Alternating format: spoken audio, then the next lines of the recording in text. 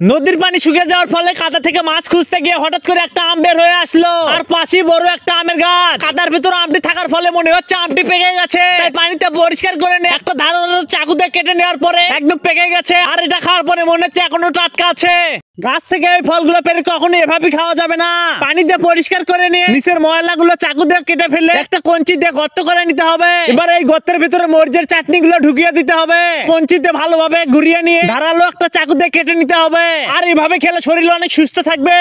নদীতে মাছ ধরতে গিয়ে হঠাৎ পায়ের নিচে কিছু একটা পড়লো। আর এটা তুলে নিতে গিয়ে আরে এটা তো ঝিনুক। আরে এর ভেতরে নাকি অনেক মূল্যবান সম্পদ পাওয়া যায়। তাই একটা ধারালো চাকু দিয়ে মাছ বরাবর কেটে নিয়ে হাতের আঙ্গুল দিয়ে দুই পাশ সরিয়ে নিয়ে ভেতরটা দেখার পর আমি অবাক হয়ে গেলাম। আর সত্যি এর ভেতর তো মুক্তা লুকিয়ে আছে। তাই মুক্তাগুলো কেটে বের করে নিলাম।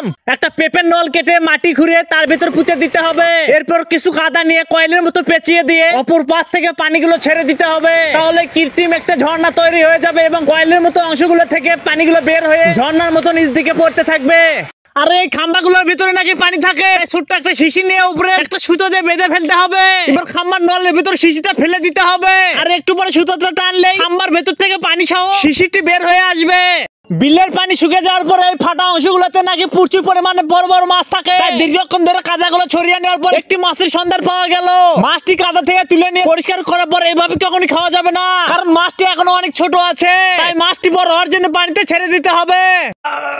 জঙ্গলে থেকে একটা ব্রাশ পড়ে আছে, এটা তুলে নিয়ে দাঁত পরিষ্কার করতে থাকি। হঠাৎ জঙ্গল থেকে একটা জঙ্গলি লোক বের হয়ে আসে। আরে এটা তুই কি করতেছিস? আরে ব্রাশটি যে এলিয়েন পায়খানা করে গেছে।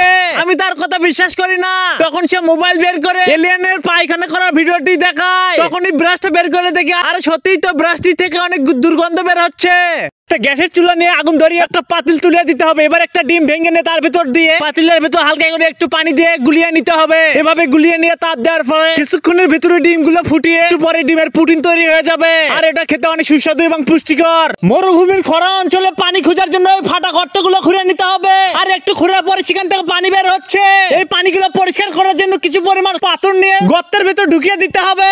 আর কিছুক্ষণ পরে এই গর্তটি পানিতে ভরে যাবে এবং পানিগুলো পরিষ্কার হয়ে যাবে। তখন এসে পানিগুলো কাপের মাধ্যমে তুলে পানিগুলো ফুটিয়ে নিয়ে পান করা যাবে। আরে গাছে একটা আম ঝুলছে, একটা চাকু নিয়ে এটা কুপিয়ে নিতে হবে। এবার কিছু মরিচের সস বানিয়ে নে এর উপরে লেপিয়ে দিতে হবে। এটা দেখতে এখন অসাধারণ লাগতেছে। এইভাবে এটা খেতে গেলে অনেক সুস্বাদু লাগবে। ভাইয়া আমার জন্য একটা আইসক্রিম তৈরি করে দাও। আরে দাঁড়া, আমি তোর জন্য একটা আইসক্রিম তৈরি করতেছি। একটা চাকু নিয়ে কাদার উপরে শ্যাওলাগুলো তুলে ফেলতে হবে। এবার ধারালো চাকু দিয়ে চতুর্পাশে গোল করে কেটে নিয়ে ভেতরে একটা কাঠি ঢুকিয়ে দিতে হবে। এবার চাকু দিয়ে নিচ থেকে কেটে নিয়ে আইসক্রিমটি তুলে নিতে হবে। আর এটা তো এখনো আইসক্রিম হয়নি, এর জন্য কিছু কাদা গুলিয়ে নিয়ে আইসক্রিমটি তার ভেতর মাখিয়ে নিতে হবে। তাহলে সুন্দর একটা চকলেট ফ্লেভার আইসক্রিম তৈরি হয়ে যাবে। আরে এই নে তুই এটা দিয়ে এখন তুই খেলনা আইসক্রিম হিসেবে খেলতে পারবি।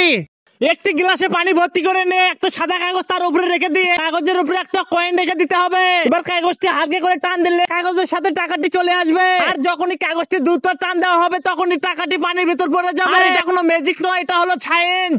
হাতের তালুতে কাদা লেগে গেলে তার সাথে সাথে পরিষ্কার করে নিতে হবে, কারণ এতে অনেক ব্যাকটেরিয়া থাকতে পারে। হাত পরিষ্কার হয়ে গেলে একটা সাদা পেপার নিতে হবে। সাদা পেপারের উপর হাতের তালু রেখে কিছু শুকনো মাটি নিয়ে ঝুড়ো করে তার উপরে ছড়িয়ে দিতে হবে। তাহলে হাতের ছাপ স্পষ্ট হয়ে দেখা যাবে। আর এগুলো কাজের সাথে গেড়ে দিয়ে স্মৃতি হিসেবে রেখে দিতে হবে।